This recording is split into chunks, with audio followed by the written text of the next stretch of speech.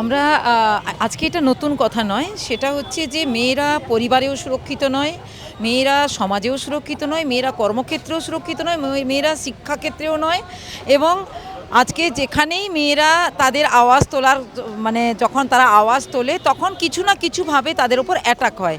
এবার আমরা যে ডোমেস্টিক ওয়ার্কারদের নিয়ে যখন কাজ করি সেখানেও আমরা দেখেছি সেই কর্মক্ষেত্রে সেখানে ডোমেস্টিক ওয়ার্কার একটা বাড়িতে যায় যেখানে সবাই তার অপরিচিত, সেখানে তার সঙ্গে যৌন হেনস্থার ঘটনা ঘটে, পুলিশ তার কমপ্লেন নিতে চায় না, আর সেখানে যে আবাসন কমিটি আছে সেই আবাসন কমিটি তাদের কথা শুনতে চায় না, এবং যে এলসিসি আইসিসি আছে তারা কেউ জানেই না যে আইসিসি বলে একটা পদার্থ আছে, এবং সুপ্রিম কোর্টের এত বড় একটা রায় সেটাকে মান্যতাই দেওয়া হয় না আমাদের রাজ্যে।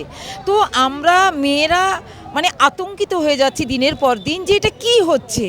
কারণ ব্যাপারটা হচ্ছে যে আমিও আজকে যখন এখানে এসেছি, আমি যখন এই কলেজটার সামনে দাঁড়িয়েছি আমাকেই পুলিশ বলে কেন এসছেন, কোথায় এসছেন, কী জন্য দাঁড়িয়ে আছেন এখানে। তো এটা আমাদের রাস্তা, আমরা এখানে দাঁড়াতে পারবো না, আমরা এখানে দেখতে পারবো না, আমরা এখানে কথা বলতে পারবো না। তো আমরা মনে করছি এই যে কর্মক্ষেত্রে এবং শিক্ষাক্ষেত্রে যে নৈরাজ্য চলছে এই নৈরাজ্যের অবসান ঘটুক। আমাদের লড়াই চলছে, লড়াই চলবে, আরও লড়াই জোরদার হবে। বাংলা হান্টের আরও খবর দেখতে নজর রাখুন। বাংলা খবর মানেই বাংলা হান্ট।